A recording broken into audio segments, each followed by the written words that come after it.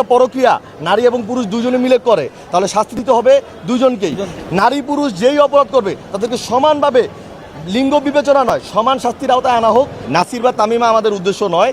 আমরা আসলে ব্যভিচারের 497 যে ধারা আছে সেই ধারায় নারীর শাস্তি দেওয়া যায় না। পরক্রিয়া করলে পুরুষের শাস্তি হয়, নারীর শাস্তি হয় না। যেহেতু একটা পরক্রিয়া নারী এবং পুরুষ দুজনে মিলে করে, তাহলে শাস্তি দিতে হবে দুজনকেই। এই যে লিঙ্গ নিরপেক্ষ একটা দাবি, এই দাবিটা আমাদের আছে। পাশাপাশি আপনারা জানেন যে এই যে ঘটনায় আমরা দেখতে পাই পিবিআই রিপোর্ট অনুযায়ী নাসির এবং তামিমা যে ডিভোর্সের কথাটা বলতেছে সেখানে আসলে জালজালিয়াতির প্রমাণ পাওয়া যায়।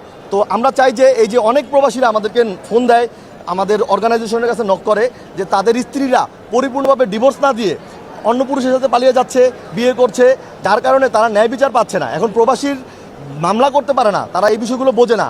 আমরা আজকের এই মানববন্ধনের অন্যতম উদ্দেশ্য হচ্ছে নাসির এবং তামিমাকে একটা দৃষ্টান্তমূলক শাস্তি দেওয়া গেলে অন্য পরক্রিয়াকারী যারা মহিলারা যারা ডিভোর্স প্রপারলি দিচ্ছে না, স্বামীর টাকা আত্মসাৎ করছে, তাদেরকেও শাস্তির আওতায় আনার জন্য পুরুষরা মামলা করতে উৎসাহী হবে।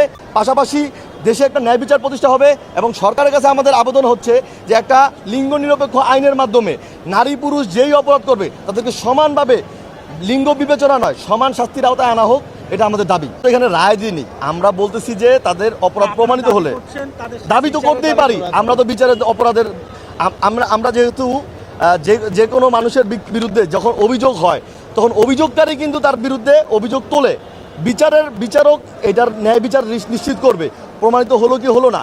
আমরা তো দাবি তুলতেই পারি তাদের দৃষ্টান্তমূলক শাস্তি হোক, কারণ আমরা দেখতে পাইছি যে আমাদের কাছে যতটুকু ডকুমেন্ট আছে তা সেই অনুযায়ী নাসির এবং তামিমা অপরাধী, তারা পরিপূর্ণভাবে এই ডিভোর্সটা কমপ্লিট করে নাই।